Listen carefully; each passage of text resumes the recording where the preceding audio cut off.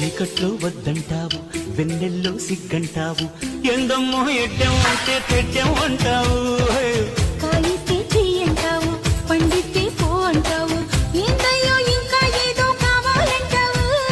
కొంపుల తొండలు ఒలుచుకుంటా, ఒంటిని తడితే జడుచుకుంటా, అవునంటే బాదం పిస్తా కొని తెస్తానే బాల. అందాలే రేపటికింత పై పైకొస్తా వేళ. అందాక చూస్తూ ఉండాలా.